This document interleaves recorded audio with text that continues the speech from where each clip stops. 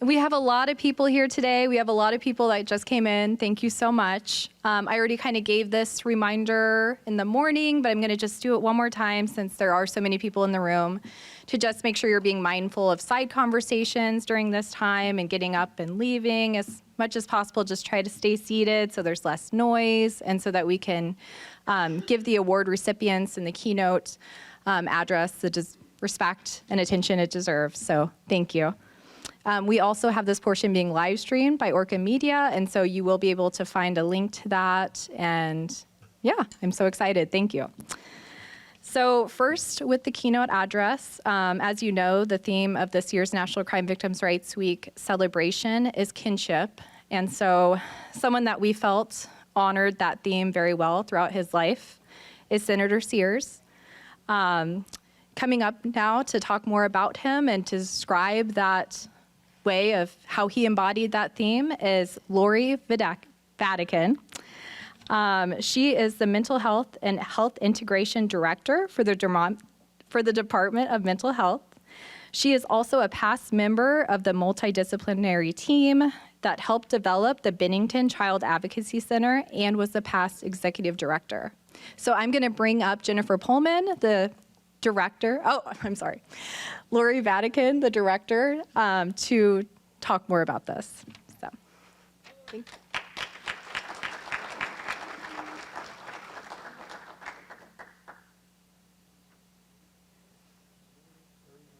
Oh, there he is.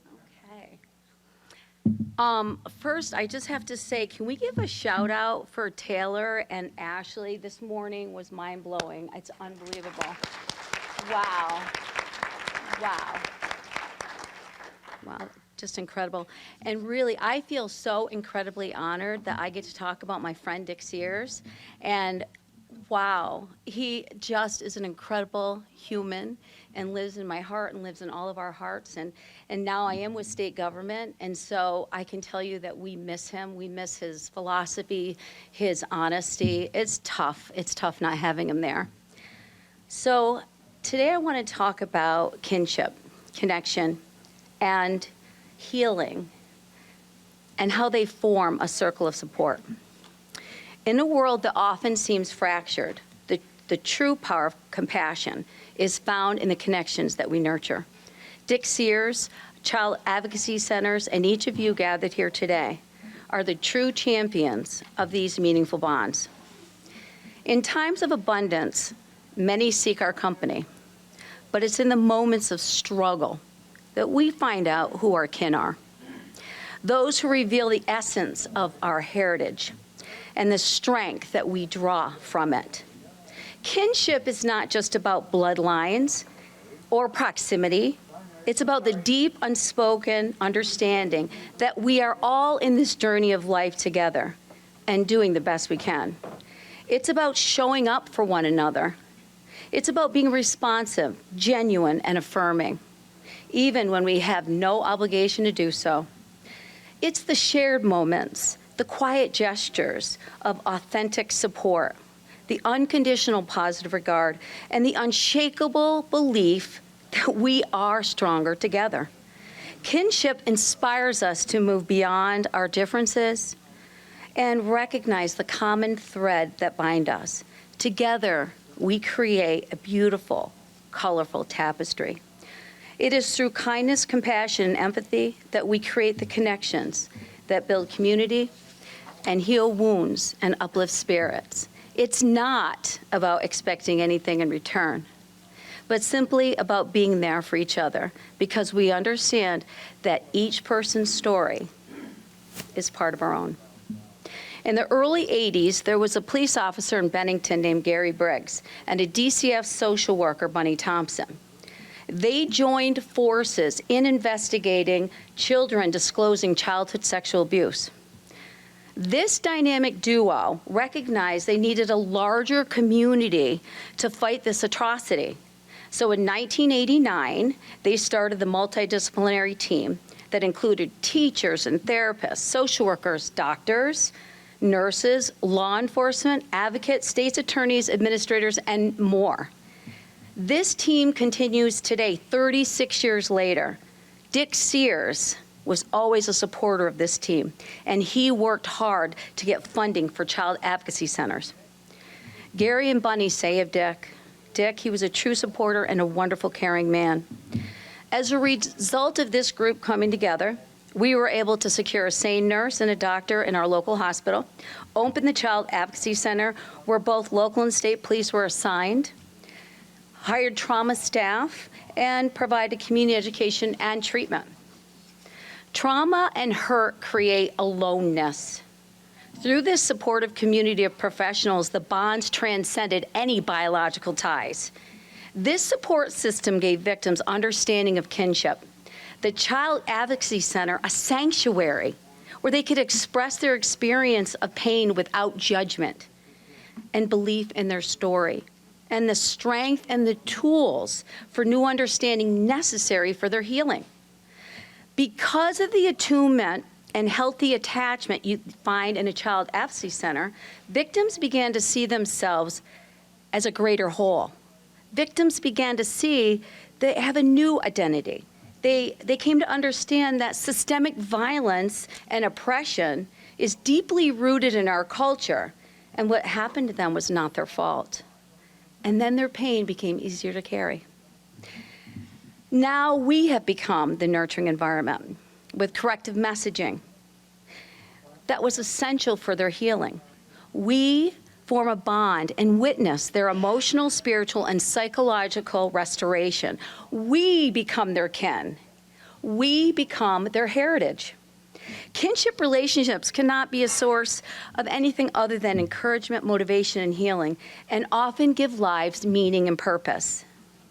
The kinship leads to connection, a bond formed not out of similarities alone, but out of a willingness to be vulnerable with one another. When we connect with someone in this deep, empathic way, we allow ourselves the rawest parts of our soul. Vulnerability is connection, and it is not a sign of weakness. It's a courageous act of letting someone into our hidden spaces. The act of connection creates the foundation for our healing. I was given the beautiful opportunity to be the first CAC director. This allowed me to work with a team to help victims and families rebuild their lives and transcend their trauma. Through evidence-based treatment, I was able to listen deeply to the stories and help integrate the memory that was left in the body, mind, and spirit. Past trauma is a sensory disease, creating worry, disconnection, mistrust, depression. But as we heal, we slowly begin to let those yucky feelings go. We learn to appreciate the little things, to be more mindful of our surroundings, and to truly experience the world without the constant cloud of stress and emotional baggage. Healing allows balance and well-being, a wholeness. Each person begins to feel emotional health and a stronger sense of purpose, often leading them to a profession of wanting to help others. We begin to shed layers of pain and fear and distraction. This allows us to be more in tune with the present moment. Victims transition not merely from surviving, they go all the way to truly thriving. Over the years, I have been humbled to receive thank yous, invitations to high school and college graduations, and the privilege of witnessing our governor sign bills into law that protect victims. I've celebrated with individuals as they passed their bar exam, opened up their businesses, and hung shingles as licensed professionals, and marked life's milestones with births of children and wedding announcements. These moments stand as a testament to real success, and healing is proof of true transformation. So I just want to do an experiment in this room for just a moment around how many of you might feel connected to me. How much of us carry a bond together? Who in this room at times have been knocked down by life? Who in this room considers someone in their inner kin, even though they share no bloodline? Who believes they are stronger because of the hurt they experienced? Who knows someone that was a victim of a crime and today healed, now thrive? Who here has been angry or even outraged by the injustice they've experienced? Who here has used their voice to make legislative change? Who in this room here loves someone that's right here, or even maybe your best friend? Patty Randall. Who here has a deep faith? Who here lives with a diagnosis of cancer? Who here loves someone that served in our country in the military?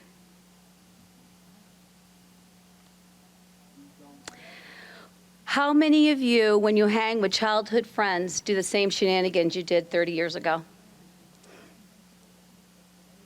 How many of you believe your life work is making a difference? How many of you are grateful that you showed up here today?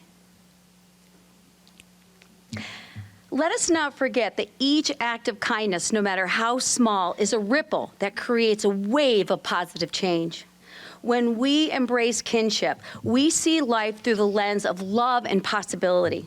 We recognize that our collective strength is far greater than one individual's power. Kinship, connection, and healing intertwined in a delicate dance, each element playing a crucial role in the process of our healing and our growth. Now let's talk about my friend and my kin, Dick Sears, exchanging greetings in the morning as we walked in North Bennington through Bennington College with our dogs, enjoying legislative breakfast together, and highlighting the community and individuals' needs. While our work was quite different, our roles had a lot that overlapped, focusing on the well-being of each individual and the community. Each understanding the importance of listening, problem solving, our ethical responsibilities, communication, advocacy, decision-making, and most importantly, empathy and compassion. Dick, after graduating from UVM at 23 years old, moved to Bennington and moved into 204 Depot House, where he lived while the residential program was being started in October of 1971. From its inception, the goal of 204 Depot program was to keep teen boys at risk from making their way to prison. Dick worked at developing and maintaining the 204 program for the next 34 years, working with some of the most vulnerable young people in the state, providing them safety and a sense of belonging and perhaps a little guidance. Dick, treating these boys as kin, created the residential setting to be a home. These boys all having difficult moments in their lives, all carrying invisible burdens. Each boy not able to see the weight of the other, yet, despite this, there was an unspoken understanding between them, a kinship that goes beyond bloodline. It's acceptance, a recognition that they're pain, that they're not alone. The first step of the healing process, Dick created an atmosphere where boys could be seen and acknowledged, a kinship that fosters empathy. And in empathy, we find the suffering of one becomes a shared experience. Healing is not something that happens in isolation, nor is it linear. It is a process that unfolds when we allow ourselves to express our pain in safe, understanding spaces. With kinship, we offer the gift of feeling less alone. And with connection, we find the strength to move forward. In the presence of those who understand, we begin to stitch together the broken parts of ourselves, slowly and gently, as in the company of someone who is patiently holding our hand while we heal. The broken pieces together start to create a beautiful mosaic. Together, kinship, connection, and healing form that circle of support. Kinship provides the initial understanding, connection deepens the bond, and healing emerges when we feel safe and seen. They are the quiet forces that guide us through life's trials, teaching us no matter how deep the wound, the presence of others who truly see us, who are kind to us, who connect with us, the catalyst for true healing. Dick's friends and colleagues, John Winchester and Jim Henry, worked with Dick at 204 since 1985 until Dick retired in 2005. And they shared with me that Senator Dick Sears was adopted as a baby, and he grew up in a comfortable upper middle class home as the only child. So he came from some element of privilege, and he never lost sight of that. When Dick became the state senator, one of the first laws he sponsored was adoption reform, which allowed adopted children to obtain more access to information about their birth parents. Much later in life, after Dick retired from 204, he used this law to find out about his birth parents, and guess what he discovered? He was born in prison. His biological mother had been incarcerated at the time of his birth, and she put baby Dick up for adoption. The man of privilege, who would spend his life work keeping people out of prison, found out through a law he helped create that he was born in prison. The irony of it all was so powerful to Dick and to those who knew him. He was, in fact, able to meet his biological mother late in her life and found out that he had a half-sister who he reunited with. This gift he received later in his life seemed to re-energize and refocus him, which could be seen in his vigorous legislating right through the last session a year ago. A hardworking, productive legislator who always fought for the most vulnerable right up into the end. His friends report he made a difference to thousands of Vermont youth. His impact on the lives of his former residents was evident from the very first young man at 204 Depot. Dick's unwavering commitment to help young people grow into productive adulthood was truly inspiring. He saw the potential in people when they did not see it in themselves. Dick was always a shining example of dedication, kindness in his community and in the state of Vermont. Whether it's family, friend, or community, the bonds we form can provide us the support, empathy, and resilience in times of need. We thank you, Dick Sears, for your kinship.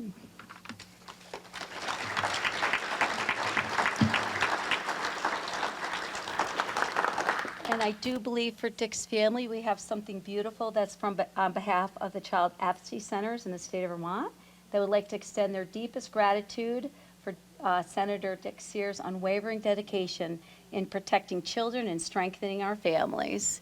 Is Dick's family here?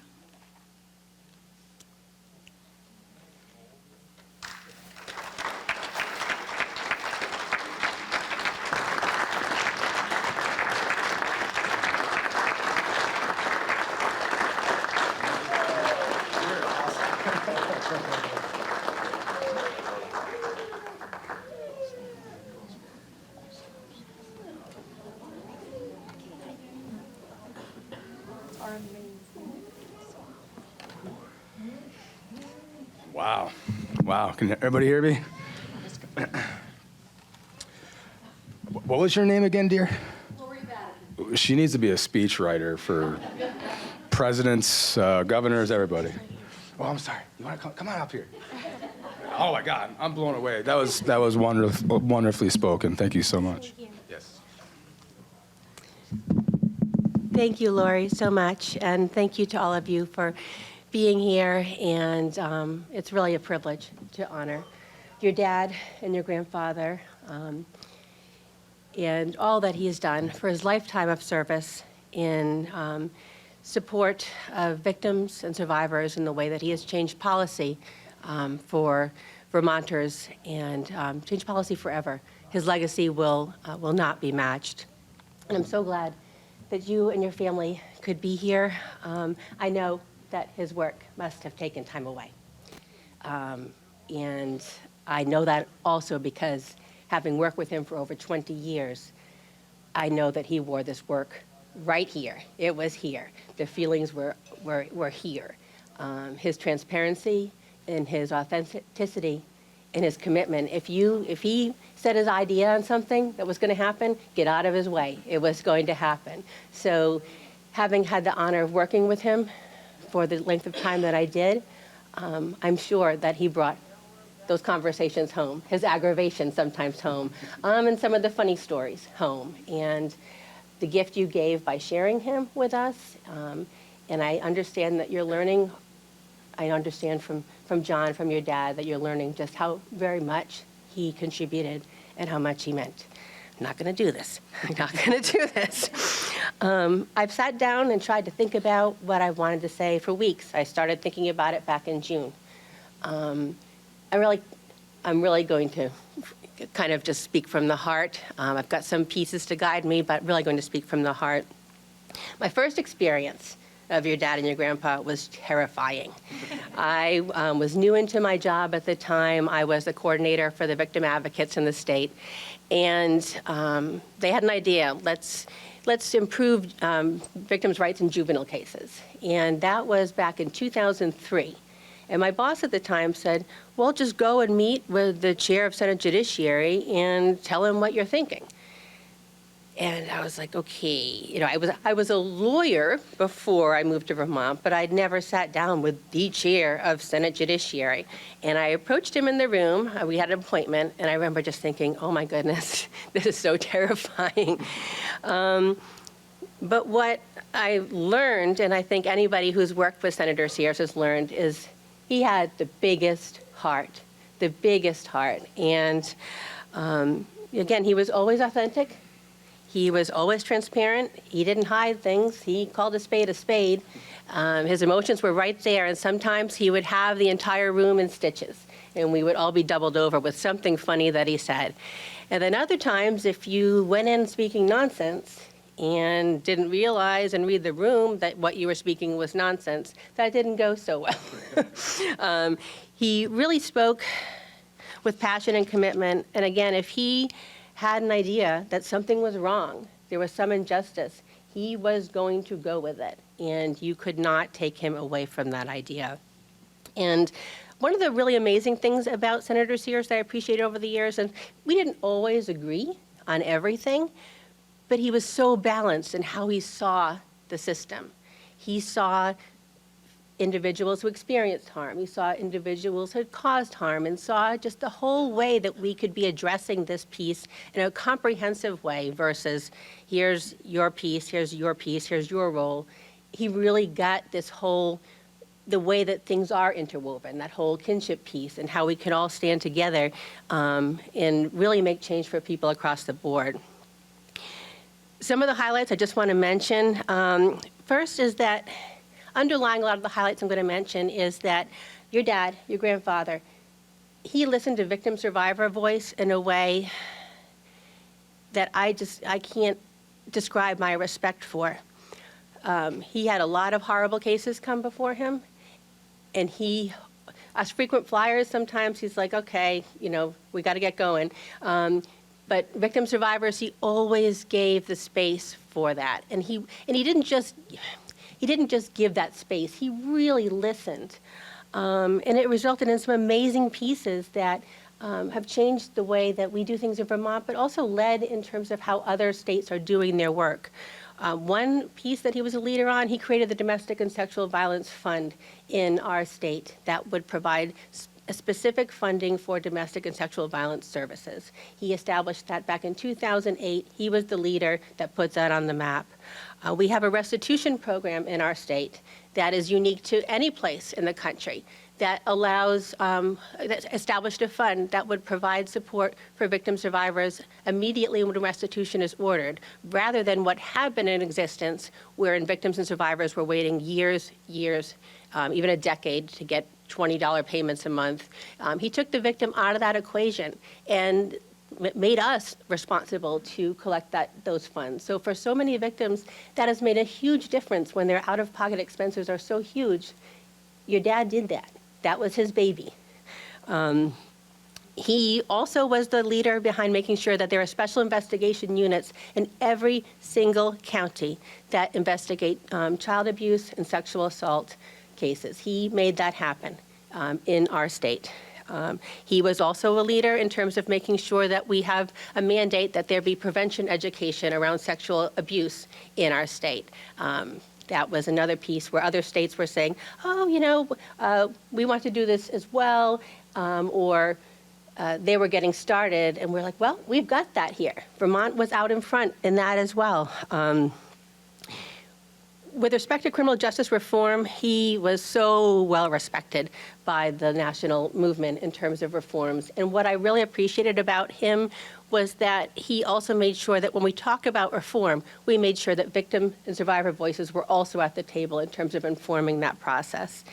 Finally, one of the pieces I know he was most proud of, and in the fall before his last session, he worked to elevate the voices of the survivors of the St. Joseph's Orphanage. I don't know if you're familiar or how many people in the room are familiar with the voices of the survivors of St. Joseph's Orphanage. They were, he made sure that there was funding for a restorative process for them every year. He made sure that they had a voice in the legislature. Their voices were shut down otherwise. They grew up having their voices shut down. And he provided a platform for them in the legislature to make change and to finally be heard. He was so proud of that work. And it's funny because he didn't really realize how much it meant to them until I mentioned to him, well, there's a forum down in Manchester. You should go. They'd love to have you. And he went, and he said, I never really, meeting them meant such a difference to him, meeting them in person and that connection piece. And it really, he was always moved. And that's the thing that was so special about him, is his heart was always there.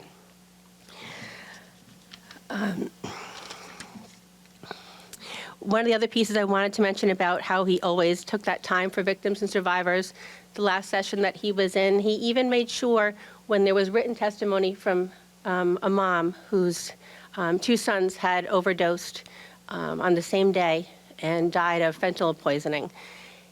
She had written a letter. It was during committee discussions or deliberation on a bill.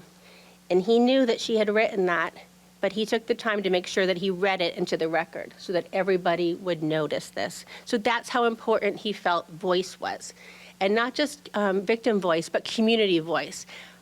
I can't count how many times I heard Senator Sears say, well, my community tells me. And he really brought that constantly to all the conversations. I wasn't sure when your dad died if I could come back to this work. I really wasn't. But I remembered the last time I actually testified, he took the time and he said, I want you to know that work on behalf of victims and survivors is so important, and I appreciate all that you've done over the years, and keep going. And so I went back and found that on YouTube because I just didn't know if I could. We are so honored you're here. We are putting a plaque in the Memorial Garden also in your dad's honor. It's on Baldwin Street, and it's not there yet, but I will let you know when it's installed. And I just, again, want to thank you for sharing us with him. He was an incredibly special man. I miss him a lot, and thank you very much. Thank you.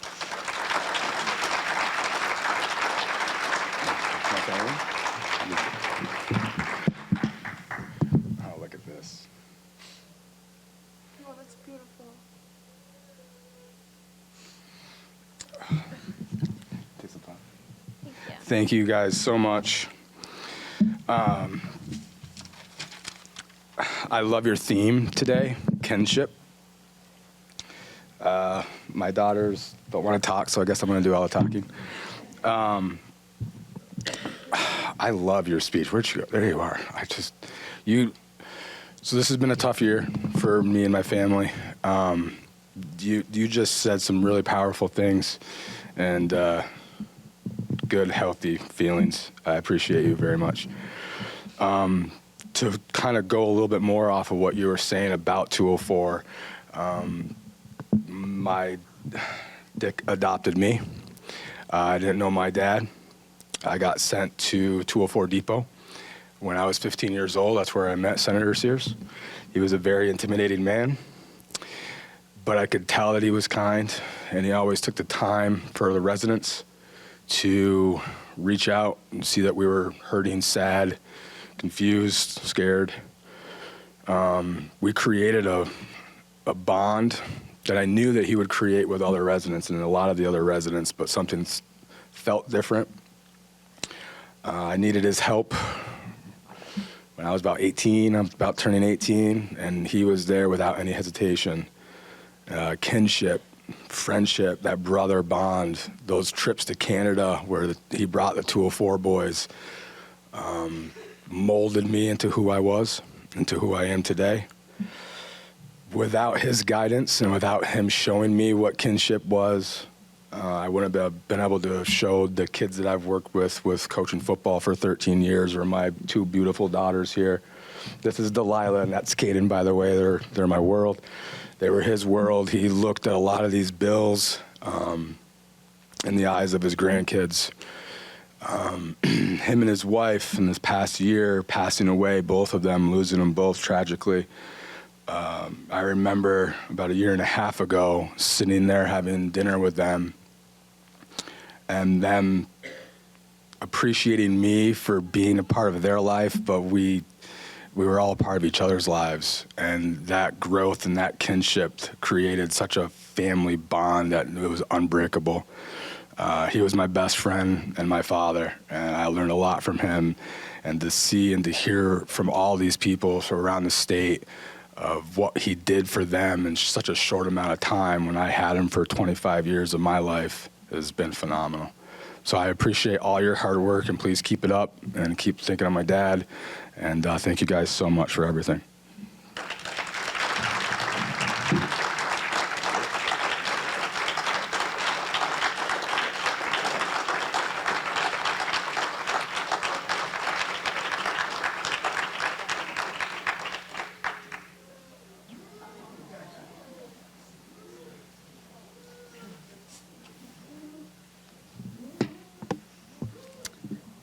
What a heartfelt tribute to Senator Sears.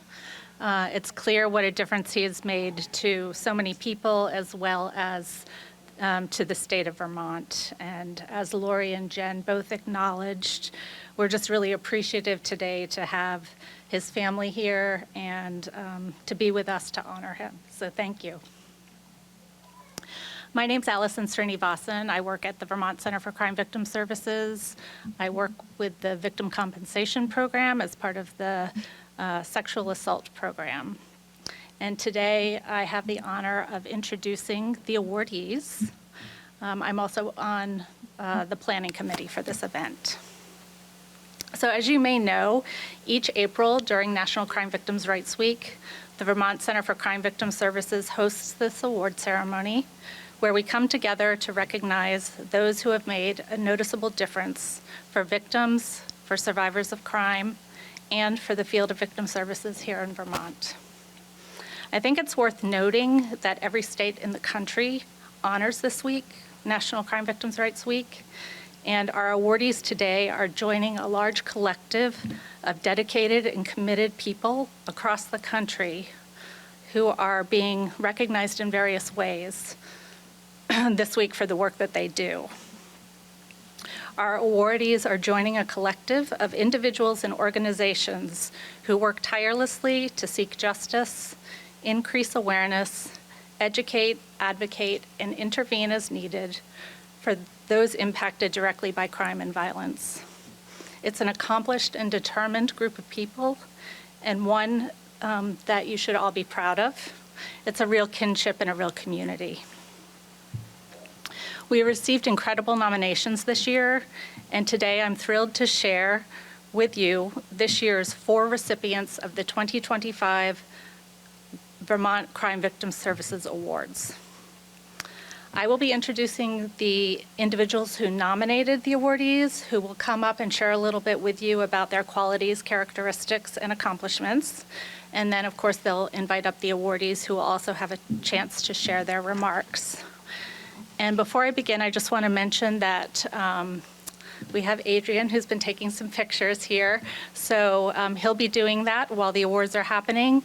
And after the award is given, if the nominator and awardee could step over under the light so we can get one quick photo, we would really appreciate that.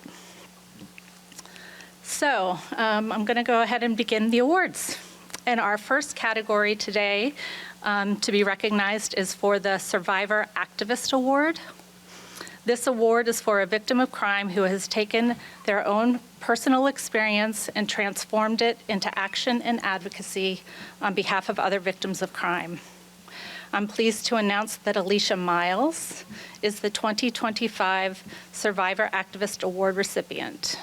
And today, Taylor Russell, who we met earlier today, who's also a survivor and an activist, will be presenting that award.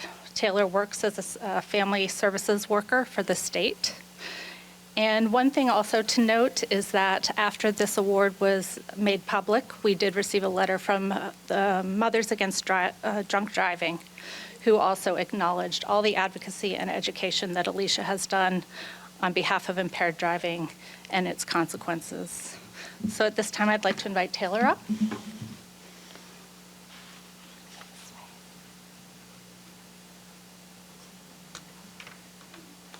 Hello, everyone. Thank you so much for being here today.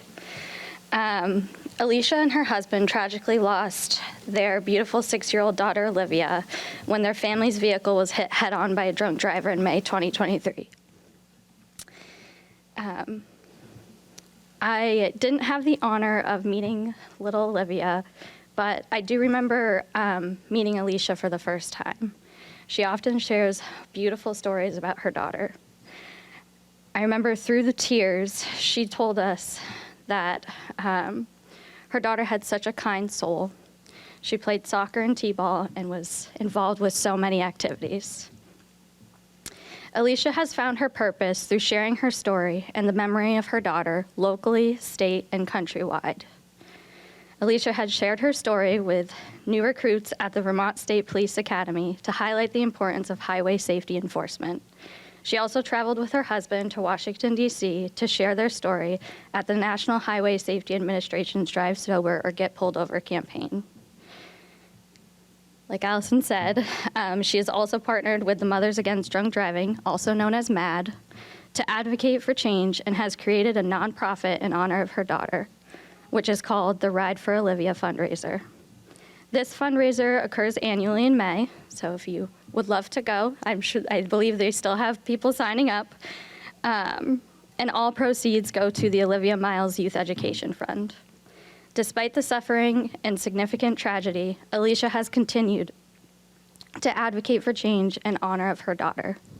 Myself, MAD, and so many others fully support Alicia in receiving this award. We are graciously offered with this beautiful message from MAD.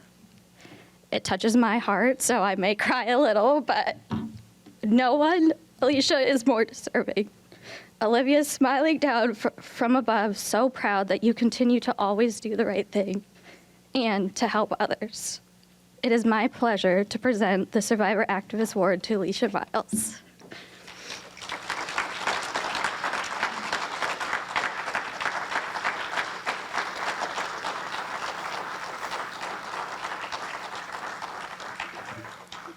Thank you, everyone. When I lost my daughter, I felt like I only had two paths I could take. I could either die with her, or I could make it my mission to have Olivia Nicole Miles known everywhere that I possibly could. Thanks to the endless support from my husband, my family, friends, coworkers, community, and MAD, I took the path of bringing awareness to the devastating effects of impaired driving. Thank you, Taylor, for nominating me.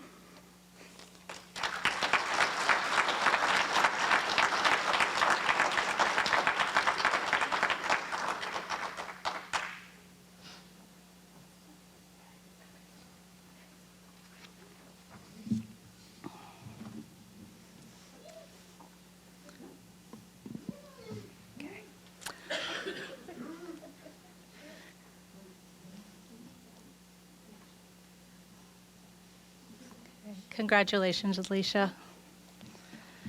The second award that we are recognizing is the Ally Award. This award is for a volunteer, professional, or program who outside of the course of performing their regular duties has advocated for victim-centered policies and/or implemented practices that have created significant changes for victims and/or crime or violence prevention. This includes activities that enhance offender accountability, community response to violence, and/or community outreach and education. I'm pleased to share that the recipient of the 2025 Ally Award is New England Canine Search and Rescue. Accepting this award today on behalf of New England Search and Rescue is Dan Lampignano, President and Canine Handler. We have Amanda Dearborn, who is Vice President and Canine Handler, Allison Bowen, who is a Canine Handler, Andy Feliguera, who is a Field Assistant, and along with them here to accept the award are their canine colleagues. We have Logan, Jada, and Kenny here today. And you may be interested to know that Logan and Jada are litter mates, and Kenny is still currently in training. So I would like to invite Amy Farr up to speak more about this program.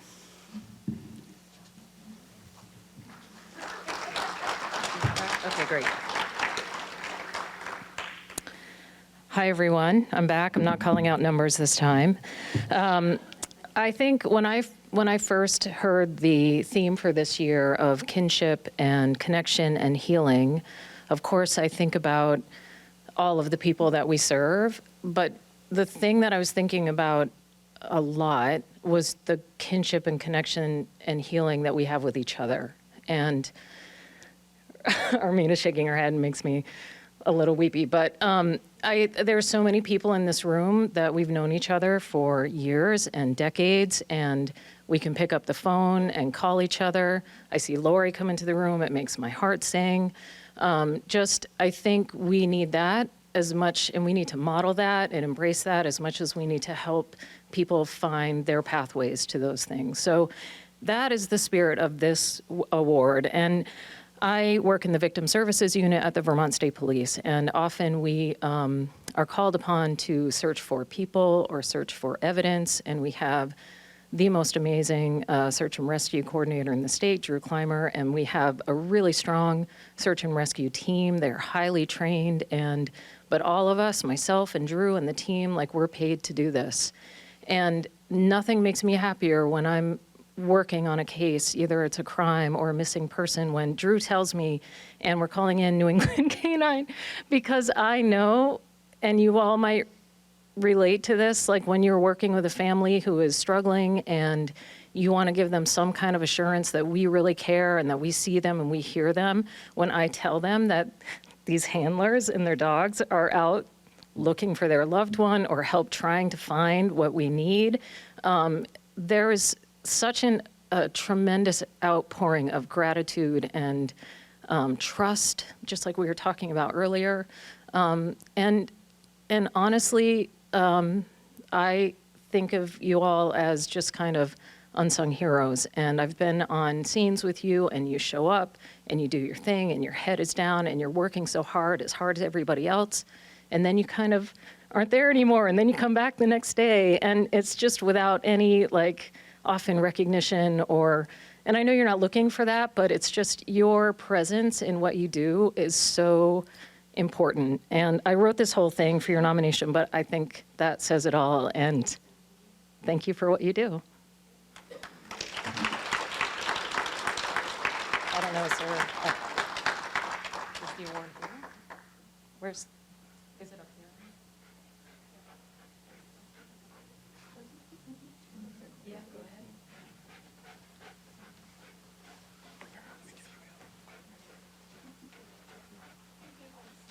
You want to say anything? Yeah. Can I do that? Can I do that? Sure.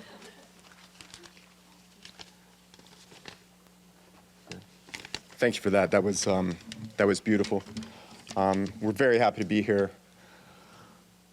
For over 40 years, New England Canine has worked alongside our canine partners to help bring home the lost and the missing.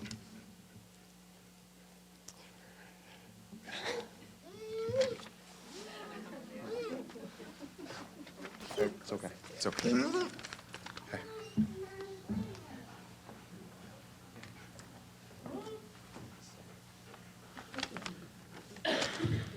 as I was saying. What started as the search for lost hikers and hunters and mushroom pickers has, over time, become a sharp focus on those who are suffering with dementia, mental health emergencies, and the discovery of crime victims and the clues that will help prosecute their assailants. We often read news reports that say that a search has ended in the worst possible way, that the subject of the search is no longer alive.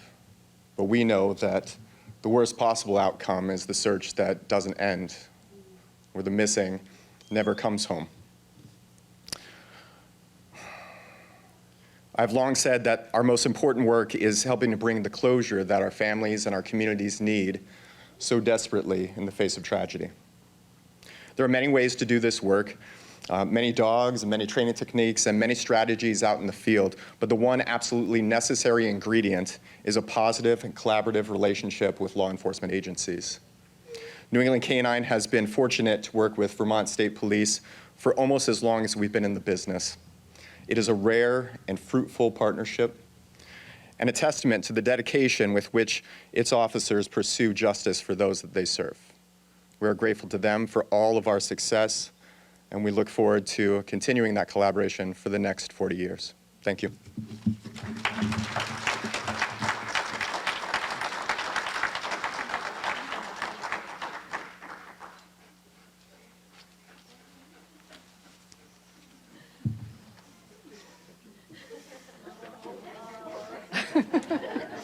Got some dog biscuits there, too.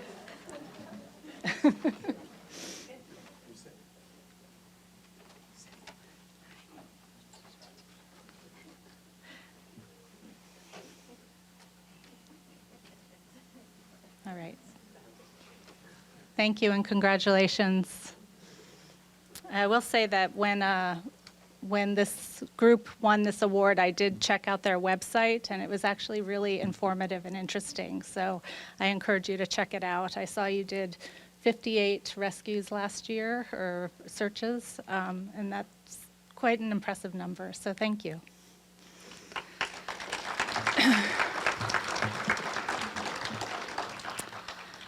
Our third award is for Outstanding Advocacy Award. This award is for an advocate who has shown excellence in skill and compassion within their role and has made a difference for a victim and/or survivor.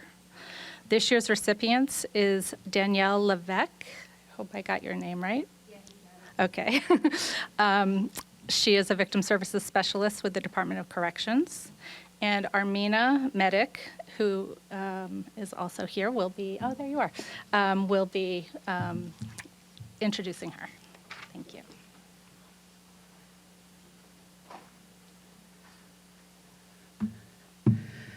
Hello, everyone. My name is Armina Medic. I'm a victims advocate at the Attorney General's office. Talking about years of service and kinship, first thing that came to my mind was Danielle. I just can't thank you enough for everything you have done for our community, for victims of crimes, because many times when a case is over, victims feel lost. And when they get to meet you and they report back and say, I feel good, I feel safe, and I know I have someone to reach out to if I have any questions. So I want to thank you on behalf of State of Vermont and our communities for everything you have done for the victims. Thank you, Danielle. Come on.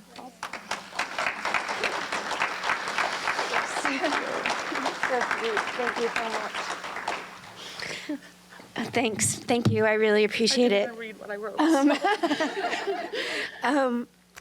As a person who has chosen to never get married in order to avoid ever being the center of attention for a full day, it's nausea provoking, but I feel really, really grateful to have been nominated, particularly because of the respect that I have for the people in my community who I'm working with every day. And I honestly don't feel like I'm any more deserving than any of you are. I feel like I'm in really good company with Kenny and his siblings and handlers. And I have a saying that I have on my wall that I wrote on the back of a manila folder, and it's from Cornel West. And he says that justice is what love looks like in public. And I know that sometimes justice for crime victims in the criminal justice system just doesn't show up in the way that people need it to.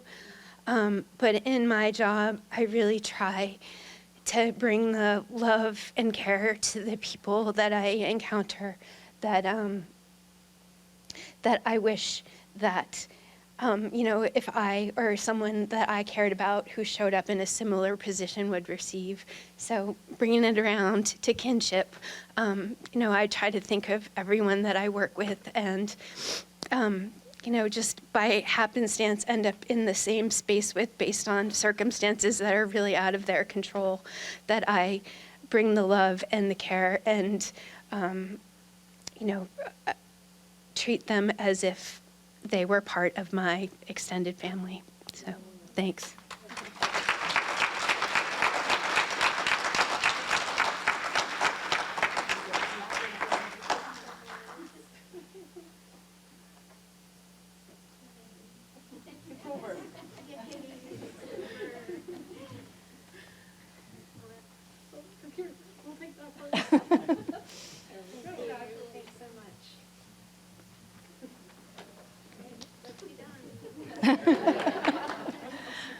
Congratulations, Danielle.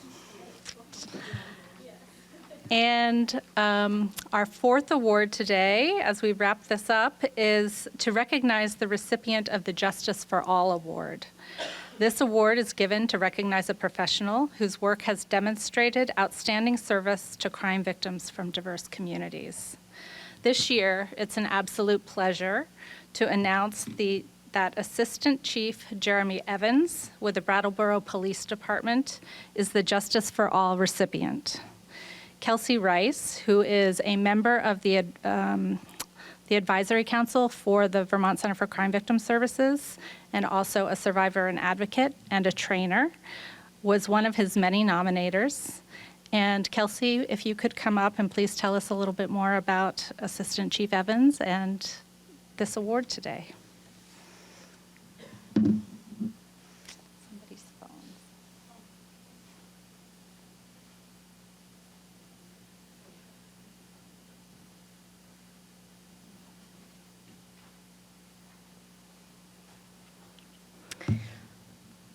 Before I start, I'm going to locate Senator Sears' family. Where are you? Are they still here? Oh, they left. Okay. Well, I did want to just say that policy that Senator Sears pushed forward directly impacted myself and my children and our safety, and so hopefully that message gets to them. And I also want to thank the center for hosting this every year, and to Alicia and Ashley and Taylor, of course. Thank you. So I'm going to start with, I do a fair amount of public speaking, and I love it. And I had an interesting, preparing for this was a different experience for me. And because I'm just recently came up on some unpleasant anniversaries related to my survivor story, and also, some good ones. And so all of that really is related to law enforcement and law enforcement response to domestic violence in my experience. And so it's been interesting, the timing of this. And so I'm hoping I can weave that together for you all. When I read the theme for this year, and I'm going to read it to you right now. The theme this year is Connecting Kinship and Healing. Call to action to recognize that shared humanity should be at the center of supporting all survivors and victims of crime. Kinship is the state of being with survivors that drives vital connections and increases access to services, rights, and healing. Kinship is where victim advocacy begins. When I read that, I was filled with emotion, actually, and it brought up for me thinking about the darkest time in my life, which was fleeing domestic violence, I read about that, kinship. And for me, it struck a chord, and I was feeling grief and pain for what my experience was related to kinship. And then it brought up feelings of gratitude and hope in my vision for change. And then a thought came up, and it was Jeremy Evans and a smile. Because my experiences are not at all unique to victims and survivors of domestic violence. I think people that don't either work directly in service to victims and survivors or maybe have a loved one that's experienced it, people often think they would, they would respond in a certain way if someone they know or is in their circle was experiencing this, that they would never turn their back on that. Of course, they would support the victim. But I'm here to tell you that that is not the experience a lot of the time. In part because those that use coercive control and abuse in their relationships, they systematically ensure that we become isolated from our people. But that is not the only reason. It is also because as much as people may not recognize it, the stigma, the discrimination that survivors of domestic violence experience is very much still present. We can all say it's an ugly, horrible thing, but what it actually looks like and plays out when someone that you know appears to be making choices that are completely contrary to what you ever would have expected, it's very easy to place judgment. It's very easy to place judgment when that person returns to the relationship countless times. And so for me, reading about kinship and thinking about that isn't something that I had with my people. But where I have found it through my journey of recovery is with system-based professionals responding to domestic violence, advocates, nonprofit and system-based sectors. And for me, that's where the kinship has happened. And that is not understood by the general public. There's a lot of judgment and assumptions around what law enforcement should or shouldn't be doing. And although my experiences with law enforcement, I had a lot of negative ones. I did. A lot of mistakes were made that contributed to trauma for me and for my children and put us in positions of increased safety risk. But also, and underneath that, I've had some really fantastic experiences back then, and I continue to. And it is those positive experiences, not just with law enforcement, but anybody that is engaging with a victim that's trying to leave, when we're received well, we're believed, we're supported, we're heard, we're received with someone that slows down enough within whatever their role is, not kicking the can down the road saying, oh, I'm going to do my job right now. And when they get to the advocate will, give them the care that they need. But when everyone recognizes this person deserves to be treated like a human being in this moment, just as we just heard from Danielle, how would I want to be treated, or how would I want my daughter to be treated in this moment? When people can slow down and recognize we need to humanize these experiences, that is where the healing happens. Domestic violence, even if that interaction is not the moment that the victim is ready to leave permanently, I promise you there are seeds that are planted, and we draw from them. And so for me, I still have certain officers that I feel comfortable with that I will reach out to around safety planning years later. And I'm not alone in that. I interact with a lot of victims and survivors across our state, and we call them our officers when we're talking. I'm going to reach out to my officer because we know that language, we understand it, we have someone we feel comfortable talking to. What I'm trying to circle around here, again, I'm going to bring this to Jeremy, is that for me, in my recovery, again, I think I got really angry. I got really angry. This is what it actually is for victims and survivors fleeing domestic violence. I had no comprehension. I think the general public has no idea how difficult it actually is. It is not what you imagine or might see in the movies. Right, this awful thing happened to you, we're all gonna wrap around you and everything's gonna be fine. That's not how the system works. And I was just astonished, shocked. And that actually, I think, aided me because the anger pushed me forward. And where it all started was the Brattleboro Police Department. I was invited in to share my story. I was invited in to use it as a learning tool in partnership and collaboration. And that was incredible. Incredible. Let's take this thing that was an unintentional mistake. I acknowledge it was too. But let's use it as a tool. We want to value your experience and apply it. And that lit my fire. And it's led to all kinds of work that I do today. And Jeremy, he'll tell you, or anyone will tell you, that I have no problem reaching out to anybody that is in positions of control or power that might interface with policies or practices around domestic and sexual violence. No problem. There are lots of people that don't return my calls or emails, or people that will invite me in for a meeting, and ultimately it's a kind gesture because it's hard to feel like you're dismissing a survivor of domestic violence. With Jeremy, that's never been the experience.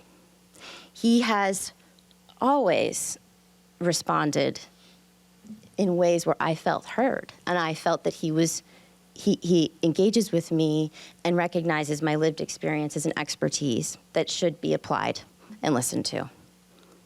And as I developed more and more engaging with people in those circles, I came to realize that I certainly wasn't the only one that viewed Jeremy this way. It was known in the Brattleboro community that this is how Jeremy operates. He's a highly intelligent man, always looking for new solutions and strategies, not in just how we respond to domestic violence, but just law enforcement in general and victims of crime. I have the privilege of interacting with law enforcement all over the state, and more recently started being able to be part of trainings. And I am not aware of other municipal departments that pull in survivors in the way that Jeremy has done with me, and to use my experience as a learning tool for the department. For me as a survivor in kinship, I really cannot put into words what that means for me. Because throughout all of this, as I decided to start speaking out, that has been the aim. How can we do this differently? I do believe most of the time, when an officer makes a mistake or there's a gap in his system, it's not intentional, but that doesn't make it okay. So to be invited in and to be part of that change in meaningful ways, when to this day I'm still in the bucket of victims and survivors that experience discrimination, my intellectual capacity and what might be wrong with Kelsey still happens to me, for sure. I don't care, but it still happens. So to be taken seriously in this way, and the impact that it can have in the victims and survivors of the Brattleboro Police Department serves, that is massive.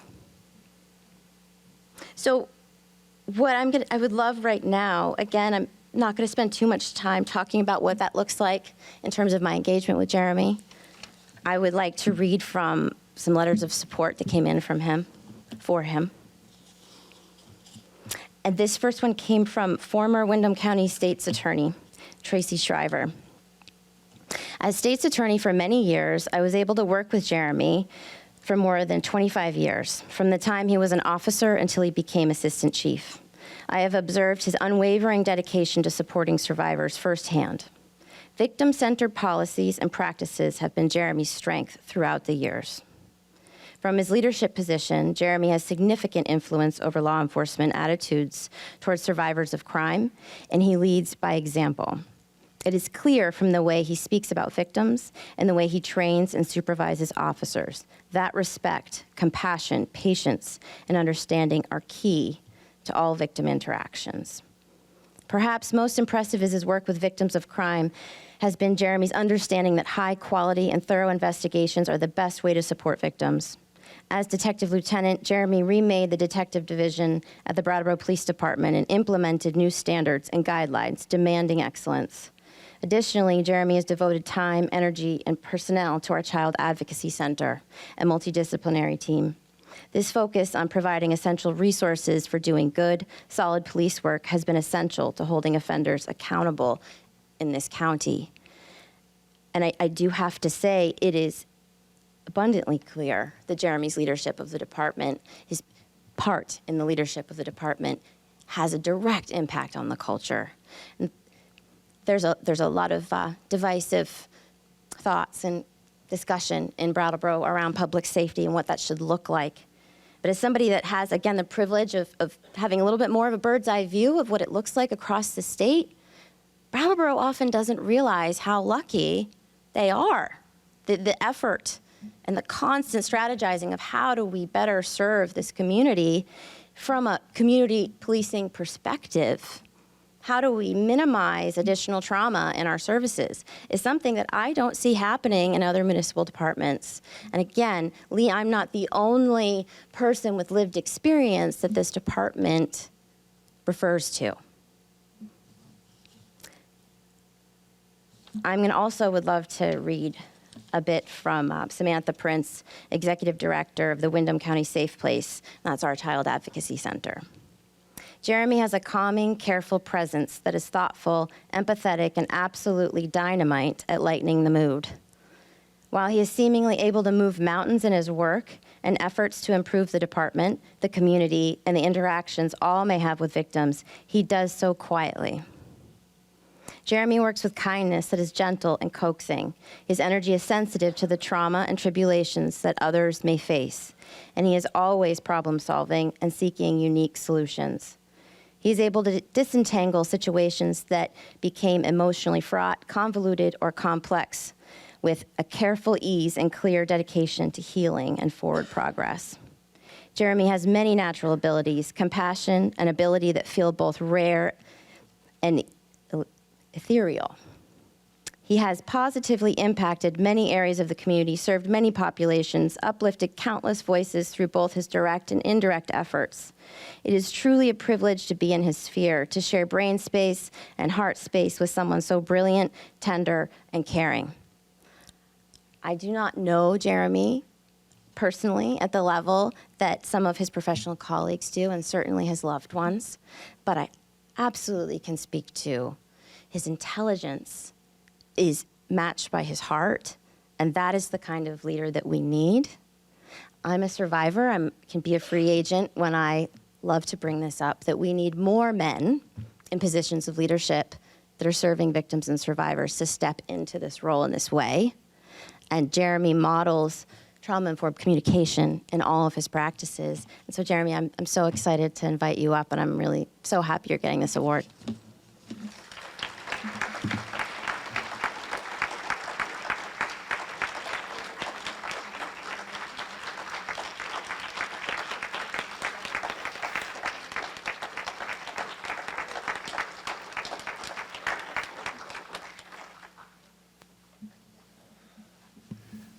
Super awkward because I don't know what to say after that.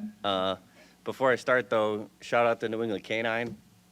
Fantastic organization. Worked with you guys several times. You could amazing contributors for us, and so many things we couldn't do without you. Really appreciate that. Amazingly humbled. I had a few things that I wanted to say, but I don't know what to say after that. I think you probably can all appreciate it. Appreciate the position I'm in. I guess out of all the training and experience that I've gained over the years, there's two people that have taught me more about the importance of lived experience than anyone else. One is my wife, who's here. Couldn't do most of this without her. She's also police chief in Hinsdale, New Hampshire. So she's taught me a lot in both things. But in the second, I won't name, but another family member we have that has taught me more about victimology and lived experience than anyone else, and I'm sure she has no idea. So just thank you all and appreciate it.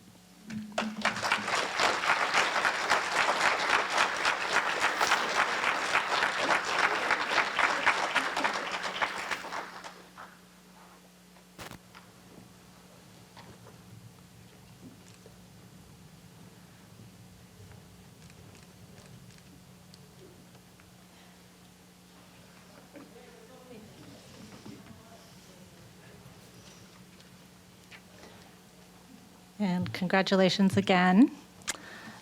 that wraps up our awards for this year.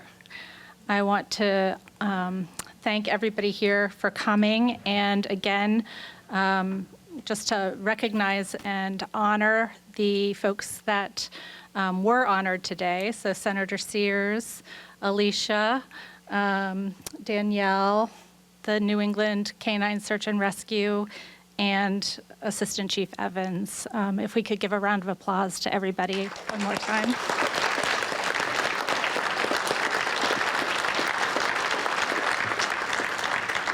Thank you. Congratulations to all of you, and thank you for being able to come today. As we conclude this year's National Crime Victims' Rights Week, on behalf of the Vermont Center for Crime Victim Services and our planning committee, I want to thank you all for coming to this very important week that we celebrate. And over the year, I want to encourage you to please keep in mind your colleagues that you work with and who do exceptional work so that you can consider nominating them for next year. And we're just very grateful for your presence today. Thank you for your advocacy and your support to victims. We look forward to collaborating and coordinating with you over the year. Please remember to, if you have a parking ticket, to pick your parking ticket up in the back before you go. I hope everybody drives safely, and we look forward to seeing you next year. We're wrapping up a little early, so you're free to head out. Thank you.